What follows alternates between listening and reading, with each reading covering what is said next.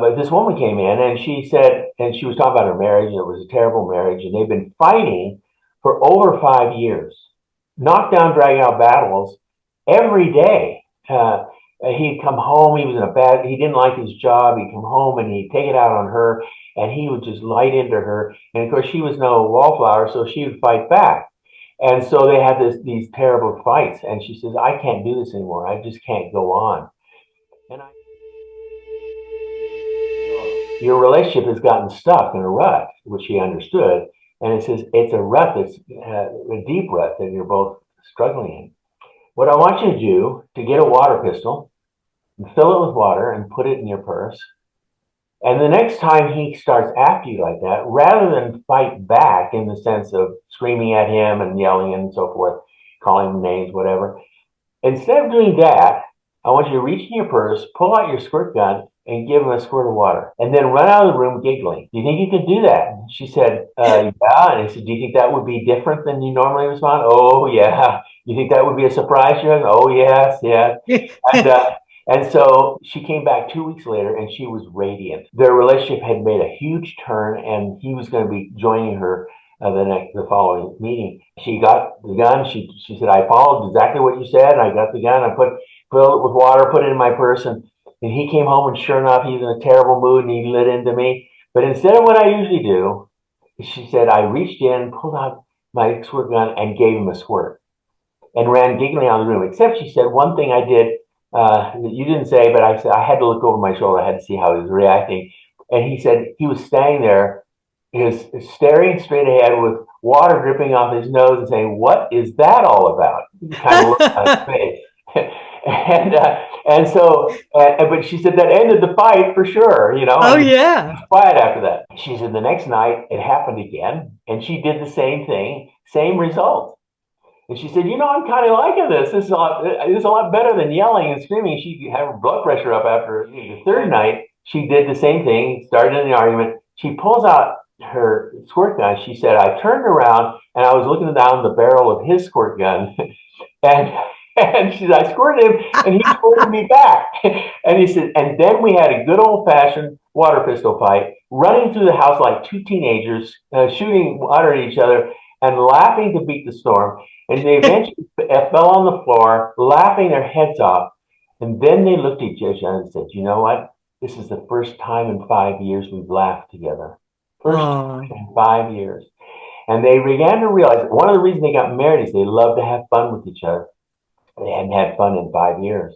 And they sat up from that, and they got serious and said, let's talk about a relationship. And that was the turning point. And then he came in, and we built a very beautiful relationship between these two, and they restored their relationship. But what happened was it wasn't the squirt gun that was the difference. It was the fact that he did something different. Doing something different to break the mesmerizing hold of that relationship. Yeah. They're the same rut, and they broke in that intervention. If you change the way you behave, your spouse will change in response to it. I agree. And one of the important things in marriage, oftentimes when they come into marriage, they both are filled with feelings of helplessness. Like, I can't make any difference in this marriage. I'm ready to give up. But what they don't realize, is that they don't exercise proactive behavior in areas they do control. And what do they control? They control themselves. They can't control their spouse. They control themselves. So if they make a change spawns new change. What about a dysfunctional marriage? What would that teach us? I think that in dysfunctional marriages, and many of them are dysfunctional, is because of history. When I'm working with couples, the first thing I ask them are, what were your expectations when you came into this? I then go back and look at their histories and together, so they can hear their partner's histories and what they learned at home and how to relate. And maybe a lot of the things that the dysfunctions in the couple are inherited from their own families of origin. They came from very dysfunctional families. They tend to repeat the same dysfunction, and it's the only thing they know. It's the only way they cope. And even though they may say to themselves, I'm never going to have a marriage like my parents. I've heard many of them say that, but end up having a marriage exactly like their parents. Some couples simply exist. They're bored. Yes. They try to douse each other's differences, and they try to become clones of each other. But what the interest value in a relationship is your differences, not your sameness. It's Yes. how you're different, because it's how my wife is different than me that challenges me to change. It challenges me to become a better person. And if I didn't have that challenge, I would be just the same. Life would be very dull. So we oftentimes try to shut down the differences when in fact they're the source of our greatest interest value in the relationship, and keep it alive and healthy. And that's how we learn, right? We learn from each other, don't That's we? exactly right. So can you give strategies for lasting, fulfilling marriages? And I see this in marriages over and over, marriages that are in trouble. And that is that either one or both, oftentimes both, have very low self-esteem. And when people have low self-esteem, they don't have humility. Because they have such low self-esteem, they're always looking to others to define themselves. And so they get angry, and they're very highly sensitive to certain things, and they read maybe even innocuous behavior as criticism of them and so forth. So that again starts an argument. A woman, let's say, is feeling bad about something. She's had maybe a breakup with one of her friends, or something happened at church or whatever, and she's feeling bad. And the husband feels compelled to give her a prescription how to make it be better. And that's not what she's looking for. She's looking for someone to listen to her and to give her comfort and to be of solace to her. That's what she wants. One of the most common complaints of women in marriage is that they feel excruciatingly lonely.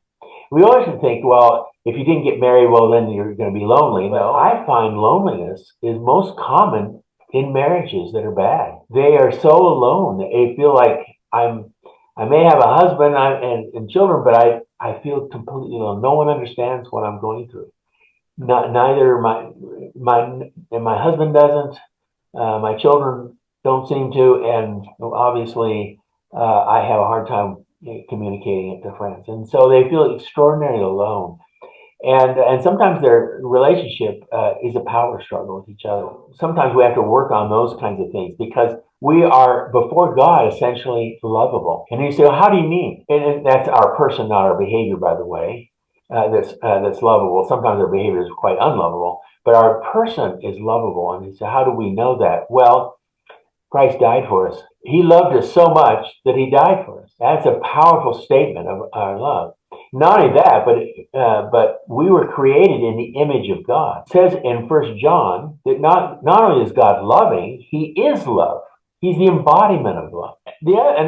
Something else that I think is important here is that we need to be solution focused rather than problem centered. Most couples come in, all they can do is talk about problems, but they're not in a solution focus. That intervention I gave earlier with the squirt gun was an intervention with solution focused. We to create a solution to what they were stuck in. And the idea is to come to each other if there are problems, being transparent about your desire for change, framing it in very positive terms rather than negative. You don't do this, that doesn't. When you start making accusations at the very beginning, it shuts off effective communication. But say, I'd love to see what we can do to make this different. And then you sit down together and begin to move from it and use your creativity to come up with solutions to make it better, rather than always just rehashing the problem over and over and over again and ending nowhere. And the other thing about that is, as you're doing that, is to assume the best in each other rather than assuming the worst. It's assuming innocent until proven guilty.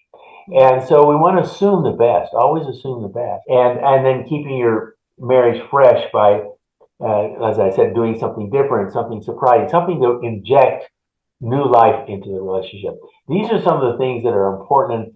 And we talk about the importance of being transparent with each other. Sometimes we just sit on things until they reach a boiling point, and then they are expressed.